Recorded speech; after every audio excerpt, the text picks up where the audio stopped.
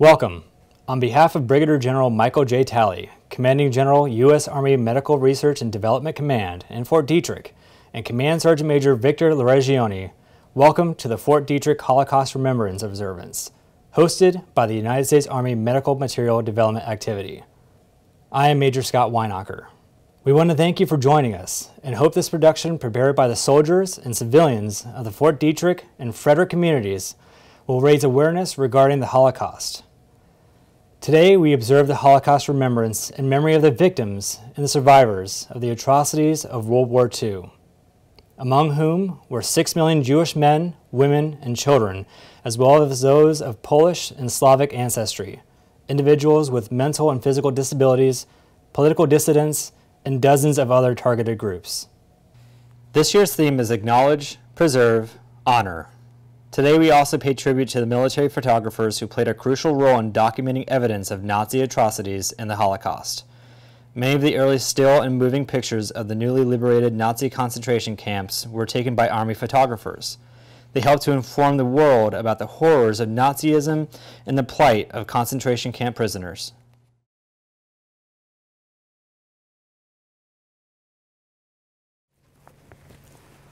Hello MRDC in Fort Detrick.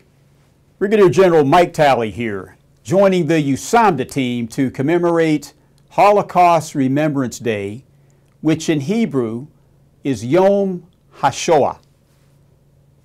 Today, we pause to remember the victims and survivors of the Holocaust. We remember their lives, which ended much too soon. We remember so an event of this magnitude, where millions of people were brutally imprisoned and killed, will never happen again. It has been 76 years since the liberation of the concentration camps.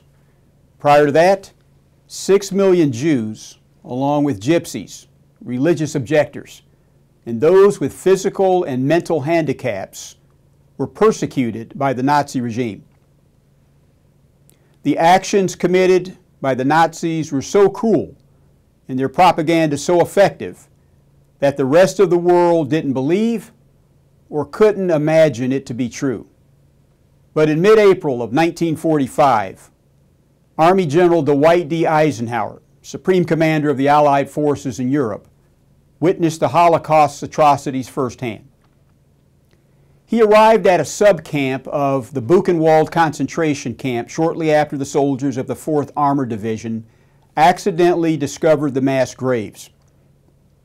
It's been said that he grew pale by what he witnessed inside the gates, and then insisted on seeing the entire camp.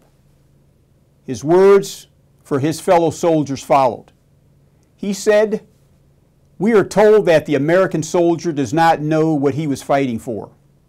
Now, at least he will know what he is fighting against." Shortly after, the American forces were nearing Dachau concentration camp as 7,000 prisoners, most of them Jews, were sent on a death march. It was 3 days later that the American troops liberated Dachau's main camp. Once inside, they found thousands of starving and dying prisoners. In early May of that same year, the American forces were able to liberate the surviving prisoners that were part of that death march. In the months that followed, the Army helped liberate all those still alive at 4 more concentration camps. So each year, during Holocaust Remembrance Day, the United States Holocaust Memorial Museum and the United States Army Center for Military History recognizes the 36 U.S. Army divisions who freed Holocaust survivors from bondage. These soldiers ended the persecution that went on for far too long in Hitler's Germany.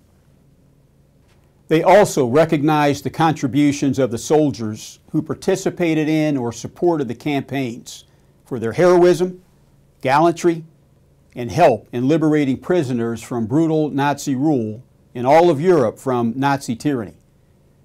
Over the course of a year, soldiers liberated prisoners, giving them food, medical attention, and whatever help they could provide. The Army honors all individuals who took a stand during the Second World War. and it honors individuals today who take a stand against hatred, wherever we find it, in our workplaces, in our schools, or on the battlefield. Please remember those who stood for goodness and decency, and stand with them. Each year in Israel, at 10 o'clock, on Holocaust Remembrance Day, Yom HaShoah, a siren blast, and activity across the country stops for 2 minutes. Cars are halted in the streets, and all go outside to spend these 2 minutes in silence to remember the millions of lives that were lost. In the United States, we remember through observances like this one, and by listening to survivor stories. We are honored today that Dr. Charles Heller is joining us to share his powerful story. His presentation is not to be missed. I'd like to close with a moment of silence, a memory of all those who died during the Holocaust, and also to offer gratitude for our military, which enables us to enjoy the freedoms that we have today. Please join me in a moment of silence.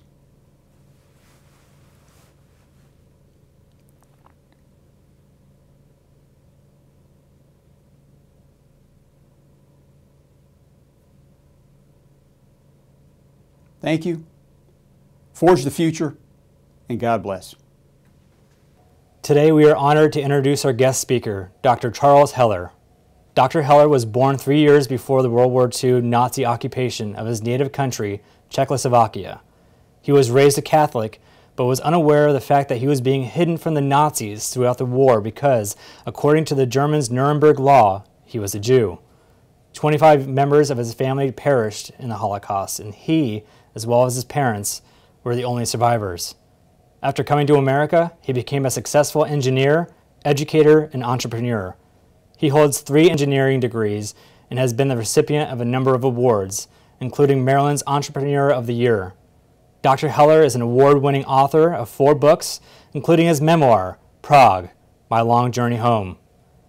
Please join me in welcoming Dr. Charles Heller. Hello.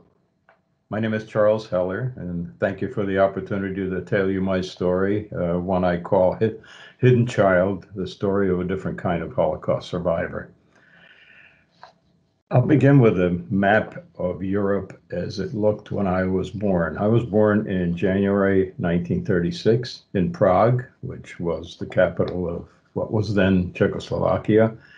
And I show this for a couple of reasons, just to show where Czechoslovakia was back in those days, and why Czechs like to call their country the heart of Europe, because it's essentially in the geographic center of Europe.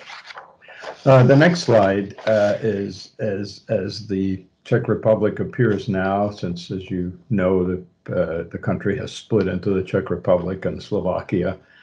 And at the time of my birth, there was also the eastern part, which doesn't show on this map, was part of the original Czechoslovakia.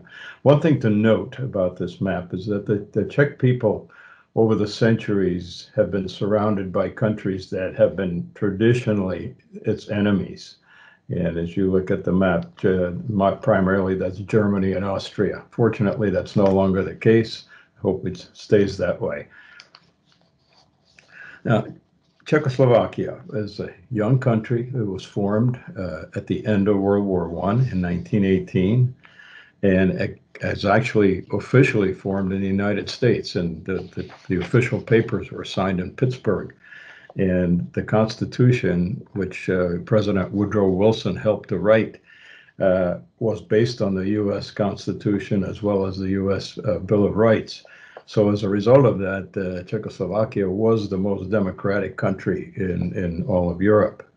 It was also, because of its stress on education, the most industrialized country in all of Europe. But we have to remember it was also a small country. Czechoslovakia at its largest had 12 million people. Today, the Czech Republic has about 10 million people.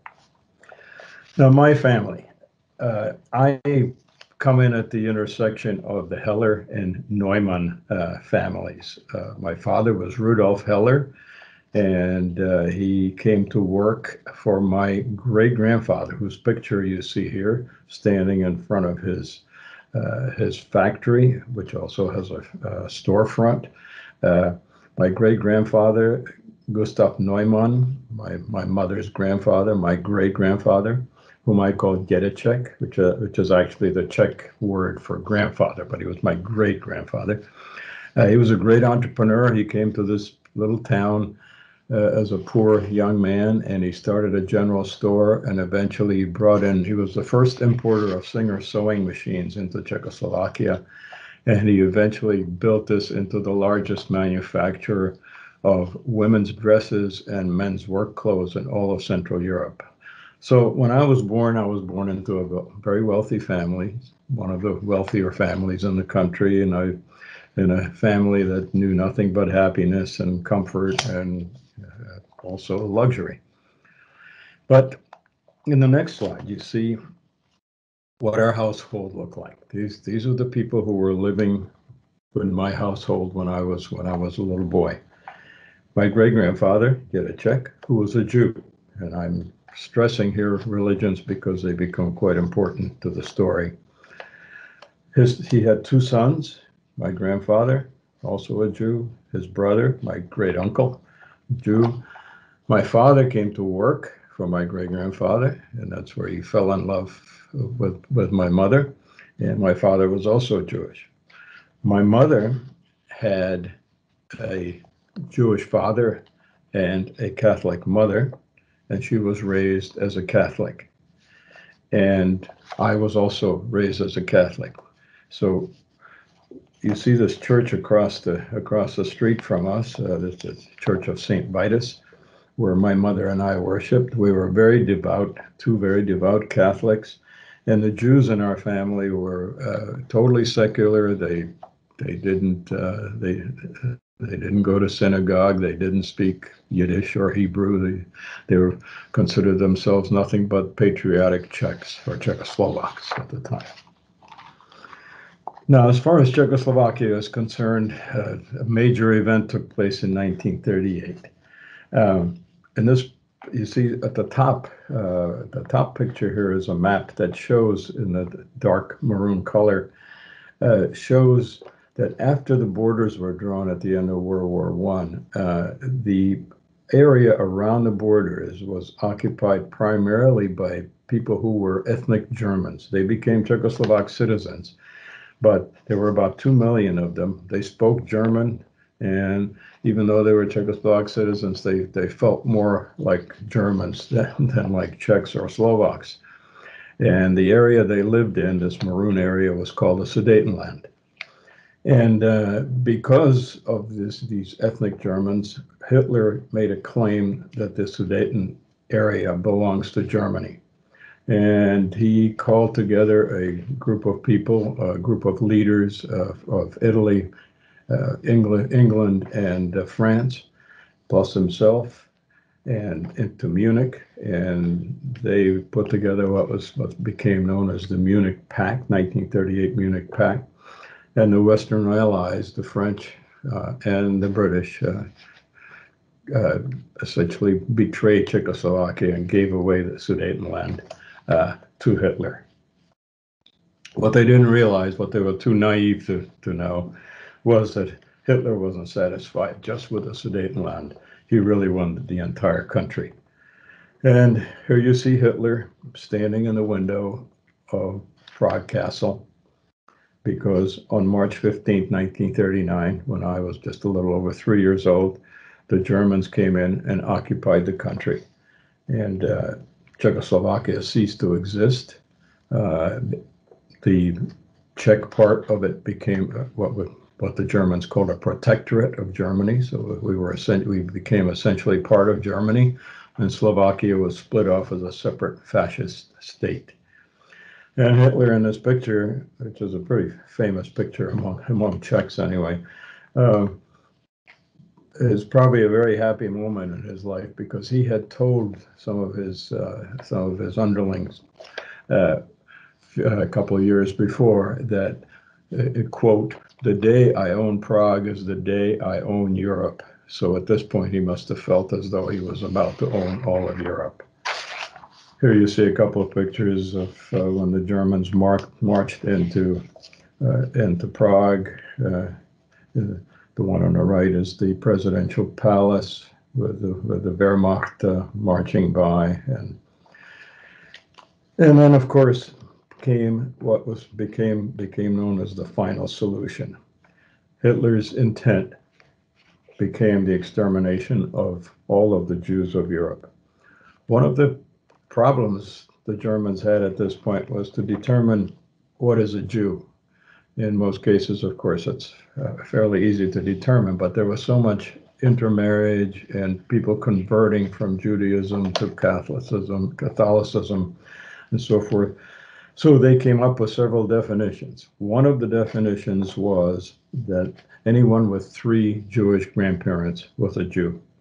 So suddenly I, the little Catholic kid, who didn't even know what a Jew was because that was never discussed in our family, I was by definition of the Nazis a Jew, and of course in danger without realizing that I was in danger. But of course my parents knew, my mother especially. So after the occupation, my father escaped with the idea that he would then make arrangements for my mother and me to follow him. Our relatives began to disappear. I had no idea what was happening. Suddenly, my aunts, my cousins, my uncles, and so forth all started to disappear one by one. I knew nothing about why. I was told to not ask questions, so I didn't ask questions, and I just had to wonder. And by 1940, late 1940, there were only 3 of us left. My mother, my great-grandfather, Jedicek, and me, Ota. My name was Ota, which is today is my middle name, but which I'll explain later. And this picture that you see is one of the last pictures with my father before my father escaped.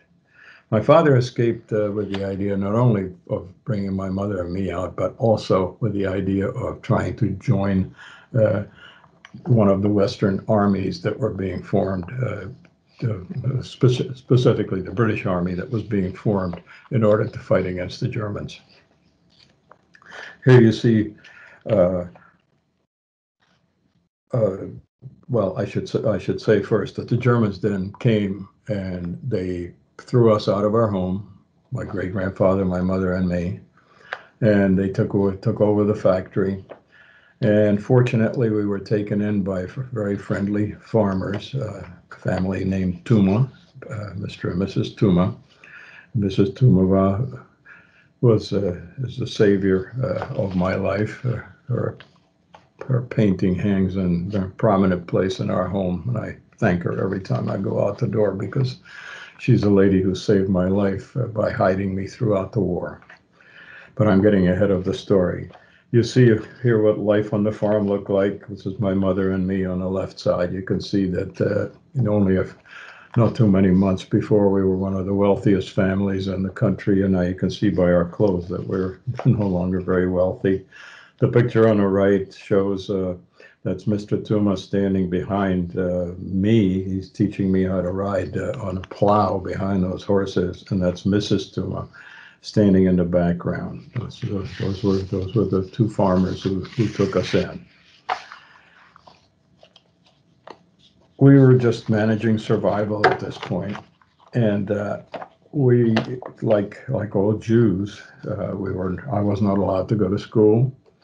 We were not allowed to use any public places, like to go to a restaurant or go to a movie or to a public park or sit on a park bench or even to go to a public swimming pool.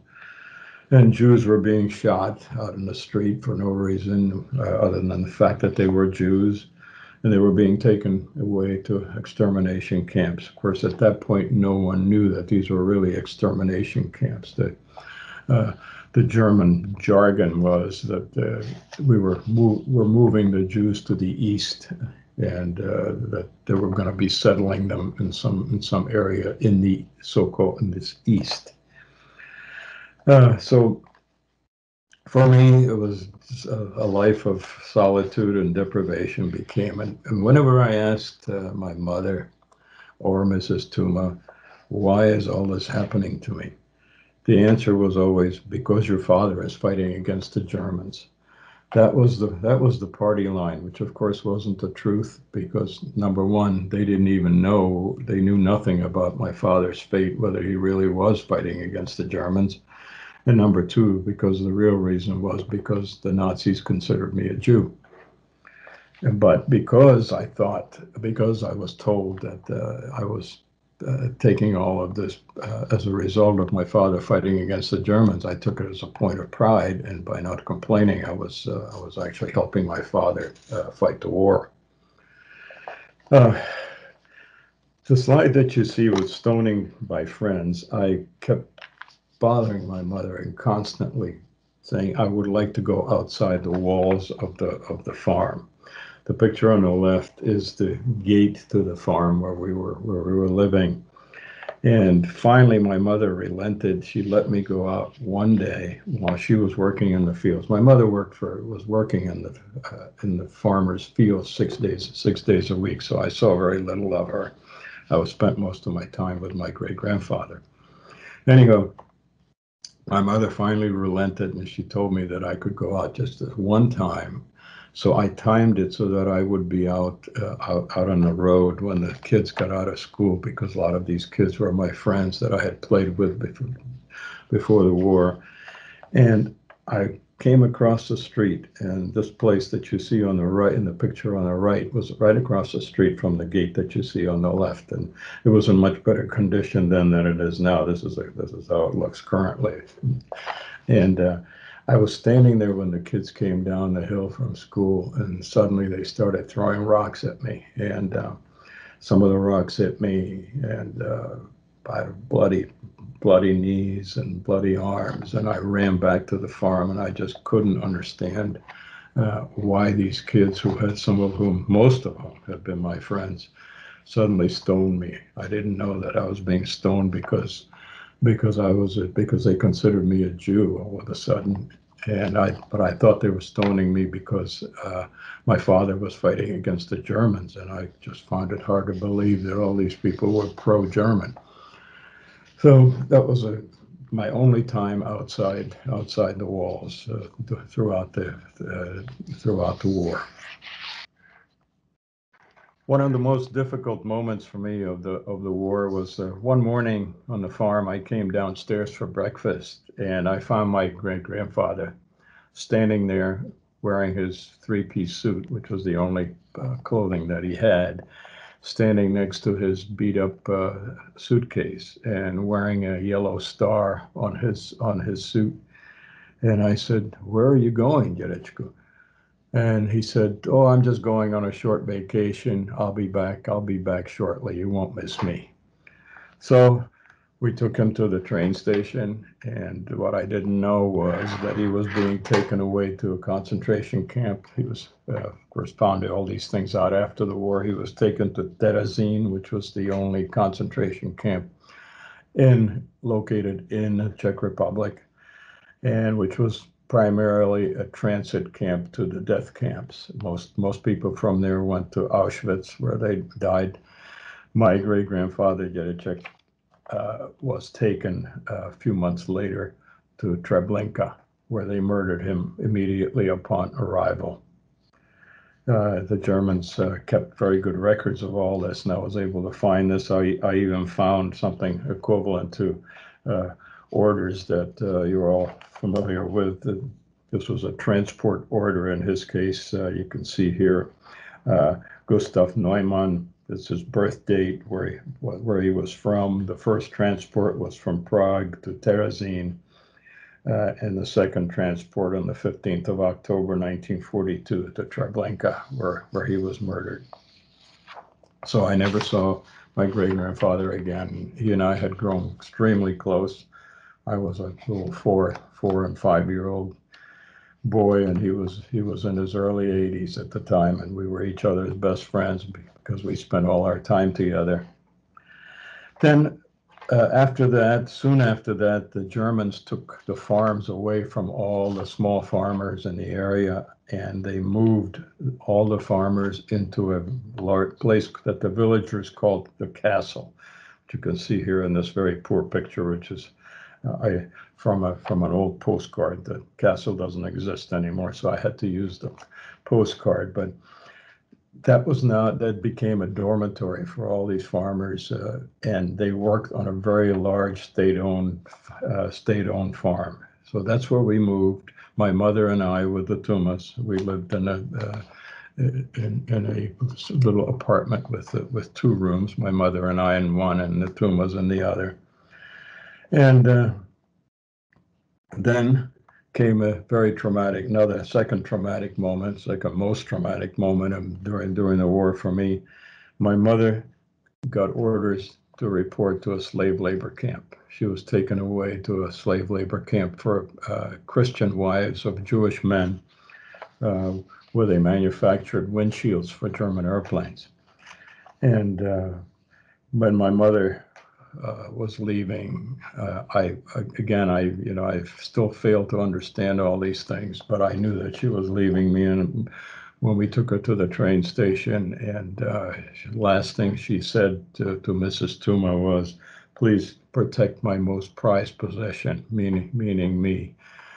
I knew that there was a possibility that I may never see my mother again, that she would disappear like all the other people in our family had up to that point. The pictures that you see there are my mother and me actually taken during the war before we actually went on the farm. And that is Mrs. Tuma. That's a painting of her as a young lady, the lady who saved me. Now, in the meantime, my father actually did manage to go fight the Germans. After he escaped, he got as far as Belgrade, which was the capital of Yugoslavia. And the idea was, first of all, he was going to bring my mother and me out, but he bribed a Yugoslav diplomat to bring us out. And the Yugoslav diplomat took the money and never bothered to even consider taking my mother and me out of the country. So my father was alone. And he was waiting in Belgrade to be picked up by partisans who ran something like an underground railroad from Yugoslavia all the way to what was then Palestine, what is today Israel, where the British Army was forming a Czechoslovak brigade. And so he was trying to learn English while he was there. So he was sitting on a park bench reading an English language newspaper with a Czech English dictionary in his hand, and he was arrested as a British spy. And when he was being taken, after 2 weeks in prison, he was taken to court where he was to be tried. And fortunately, the guard who had picked him up and took him there was a partisan, and the partisan let my father escape. My father escaped. He spent some time out in the countryside, and then he came back to Belgrade, where he was picked up by the Underground Railroad and taken to Jaffa by ship. And there he was one of the first volunteers in the Czechoslovak Brigade of the British Army. And he went in as a private, and eventually at the end of the war, he actually came out as he got a battlefield commission and came out as a major. But in the meantime, he had almost 5.5 years off and on of combat. He was in both sieges of Tobruk in Libya, and so he fought under Field Marshal Montgomery in the desert in North Africa. He was in D-Day, and he was, I say Dunkirk here, part 2. This is not the Dunkirk where the big evacuation took place much earlier in the war. This is Dunkirk after D-Day. Dunkirk was one of the last fortresses where there were about 25,000 German soldiers there, and the Czechoslovak brigade and the Australians were tasked by General Eisenhower to capture these Germans, and my father was involved in that. And after that, he and about 140 some Czechoslovak soldiers were attached to General Patton's Third Army, because the intent of General Patton was to go liberate Czechoslovakia. So they marched across Germany and came into Czechoslovakia. And in the meantime, the Germans saw the handwriting on the wall that the war was just about over, and they were escaping from Czechoslovakia, and they were heading west. You can see here, this is one of the actual photographs of the Germans heading west, because they wanted to be captured by civilized Americans and British rather than by the brutal Russians in the Red Army. And so I was still being hidden on the farm by the Tumas, and a couple of kids came by and said told us that the Germans were escaping, and that they had been seen on the highway, which was about 2 kilometers from where I was staying, and the kids were going out there to watch the Germans heading west and north to escape. So I joined those 2 kids. We got out to the highway, and the Germans were gone. However, they had been getting rid of all their military equipment, their weapons and other things, because they wanted to be captured unarmed. So we found a treasure trove in the ditches on both sides of the road. There were helmets, there were bayonets, and gas masks. And I picked up a loaded Walter revolver and stuck it behind my belt, and I said to the other kids, "I'm going to shoot a German." And of course they laughed at me. But we came back to the village, and back to the castle, the so-called castle where we were staying, because we knew that there were some Germans who were staying in some of the outbuildings. They had converted some of the stables to the apartments for these several German soldiers. And we sneaked through the bushes, and sure enough, we saw a couple of trucks being loaded by people who were partially dressed in uniform. I saw this guy he had on a pair of military trousers, boots, and a green undershirt, and he was loading furniture onto a truck, obviously getting ready to move out. And one of the kids that I was with, he pulled his gas mask off his face, and he said, "Well, you're going to do it?" I said, "Oh my God." So I stood up, and just the way I had seen it in American movies, I put both hands on the pistol, and I squeezed the trigger, and bam! And it backfired and shot me back into the bushes, and the same kid said, "You got him," and I got up really quickly, and I saw the guy laying on the ground, and I heard a woman screaming in German. So all 3 of us took off, and we ran in 3 different directions, and I hid behind the castle, behind our dormitory building, expecting somebody to come after me. Nobody ever did. The postscript to this is that once I started writing my book and I was fact-checking it, I first claimed all those years, and I never talked about this because I never even told my parents, because I thought maybe I might have committed murder. And I really didn't tell my mother until much later, and I never did tell my father before he passed away. But anyway, when I was fact-checking my book, I sent it this particular portion to the town's historian, and he said, "You didn't kill a Nazi. Number one, there were all the Nazis, all the Germans were gone by the time this took place, and also nobody in this town has been killed in probably the last 300 years. What actually happened, I had shot a Czech Nazi collaborator who was married to a German woman, and I had wounded him. and nobody really knows whatever happened to the man, because apparently they took off for Germany later. So that's the postscript to my my act of heroism at the end of the war. Here you see pictures of the liberation of the western part of Czechoslovakia. Unfortunately, General Eisenhower made a terrible mistake. He did not allow Patton to go any further east than the city of Pilsen, which is in the western part of the country, because a lot of people think this was part of the Yalta Agreement. It was not. It was an agreement between two generals, General Eisenhower, as well as a Soviet field marshal, that most of Czechoslovakia would be liberated by the Red Army. So Patton's Third Army had to stop. There was a demarcation line. My father and the other Czechs were stuck with him there. And you see the photos here of the up on top, the citizens of Pilsen, and the picture on the bottom is actually after the liberation and the preparing for a victory parade in Prague. That's my father. The three soldiers you see on the front are three friends, and the one on the left of the three is my father.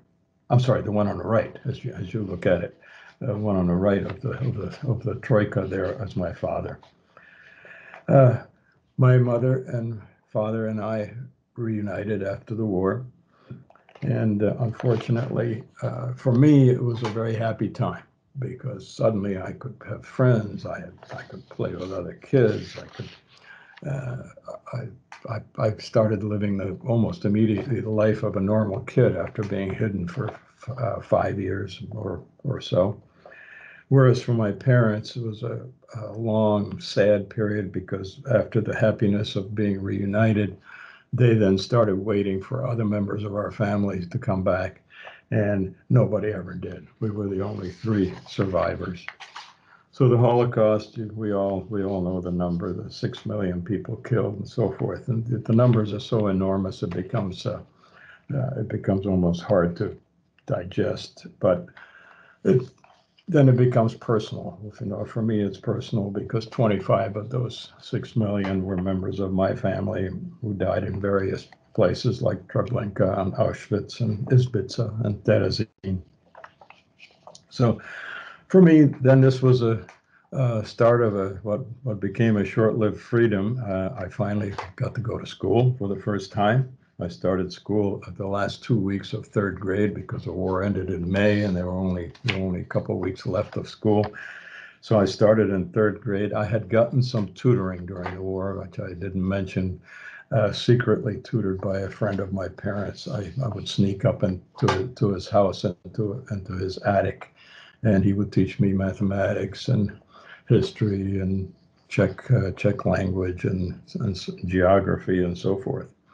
My parents wanted me to go to a better school than the one in a little town where we lived, so we moved to our building in Prague, a building that we owned, which is you see in the picture here, the light colored 7-story building. And please remember this building because it becomes important in the next little piece of the story. And I made new friends, and I was lucky in that I was quite good in sports, which would help me tremendously when we eventually came to the United States. Then in 1946, Czechoslovakia had an election, and partly because people were so grateful for being liberated by the Soviets, there was a lot of sympathy for the Communist Party, and that really is what primarily led to the country going communist for the next 41 years. But I won't bother with the details of the election here, but this was a free election, and the communists won the free election. And this was their leader, Klement Gottwald, was the leader, and gradually they began to take over the government. Then on February 25th, 1948, when I was 12, they took over the government completely. and they were guided by the Russians. And my parents were declared enemies of the state, mainly because my father had fought with the Western forces rather than the Eastern forces during the war, but also because they were considered bourgeois capitalists. My parents decided to escape. The borders were closed almost immediately so that people couldn't escape. But my parents made the decision to escape and to try to get to the United States zone of Germany. Germany was divided into 4 zones, British, French, Russian, and US. So we headed west, and our last part of our trip was on a train. You actually see the train ticket here that I've kept to a little village very close to the German border, where we were picked up by a farmer and his horse-drawn wagon. He took us to his farm, and we spent the evening there. And he said that around midnight he was going to take us to the edge of the forest and point us in the right direction, from which we would then try to escape. We had everything we owned in 3 suitcases and a bundle of blankets that I carried, which had inside them the most valuable thing we had, which some jewelry. And the farmer did take us around midnight, took us to the edge of the forest, and he pointed in a certain direction. I guess it was west, perhaps northwest. And he said, "You start walking, and in about 3 hours, if they don't shoot you first at the border, you'll be in the U.S. zone of Germany." So we stumbled through the dark forest. I was afraid of every animal noise I heard. I thought something was about to happen to us. And sure enough, after about 3 hours, we came to a clearing, and 2 soldiers came toward us. And I thought, oh my God, it's all over. Well, they turned out to be 2 American soldiers. My father, of course, spoke English because he had fought in the British Army. My mother and I did not. They had a conversation, and everything was fine. They took us to a refugee camp. These are some pictures of 2 of the refugee camps we stayed in. The accommodations weren't exactly luxurious. These were 2 former POW camps that the Germans had. The first one was for Russian prisoners, so it was really terrible. The second one was for American prisoners, and it was a little bit better. Our third camp was actually a former German base. So that one was the best of the 3. It was in Ludwigsburg, which is just outside of Stuttgart. And while in all these camps, of course, I couldn't go to school, so I trained as a carpenter. The United Nations had a training school for refugees. My father trained as a welder, and I trained as a carpenter. I've been a terrible carpenter ever since, but that's another story. And we had friends in the United States on Long Island, and they sponsored us. And eventually, after 15 months in the refugee camps, our visas came, and you can see a picture of my parents and me on the train as we're leaving the camp, heading for Bremerhaven, from where we got on a ship. This ship on the left is an old World War II Liberty ship called the General Stuart, and we had about 1,500 refugees on this very, very crowded ship full of people who were seasick because of this was in May of 1949, and in May the Atlantic is not very friendly, and but fortunately, my father and I never got seasick, so we ate our way across the Atlantic because we hadn't had much good to eat in the camps before. We arrived in New York on the early morning of May 31, 1949, and this lady came out of the mist, and my father, when we saw the Statue of Liberty, told me that in very dramatic tones that this lady stood for everything that he had fought for, and that they brought me to the United States for liberty and freedom, and to be the best that I could be at whatever I wanted to do. This next picture is our first night in the United States with our sponsors, with the Eisners, and That's our first dinner in the United States. That's from left. That's Mr. Eisner. My mother sitting next to him. I'm standing. Mrs. Eisner. Their two sons, Stephen and Tommy. My father's not in the picture because he took the picture. And I was told by my father at that point to forget everything that happened to me on the other side of the Atlantic. And when a European father of that era gives a command, you salute smartly and say, yes, sir. I didn't salute, but I did say, yes, sir, in Czech. And they also, Mr. Eisner, decided that my first name, Ota, that my Americans wouldn't pronounce it properly. So he suggested that we take my middle name, which was Karel, and translate it to Charles, and that we flip my first and middle name around. So ever since then, I've been Charles Ota Heller. And with all this came the usual culture shock. I spoke 2 words of English, thank you, and I had never seen a television. American food didn't taste particularly good to me early on. I had no idea about American sports. I knew nothing about baseball, basketball, or American football. And then came a crushing blow when I was told that Tommy, the older son of the Eisners, was going to a summer camp with a bunch of New York kids in North Carolina, and I was going with them as a camper. Well, it turned out to be the greatest thing anybody could have done for me, because I was immersed totally into an English-speaking world and learned to speak English very quickly. My father's other goal for me was that I was to become a all-American boy, as he said, and he wanted me to be considered by others within a year to be considered a native-born American without an accent.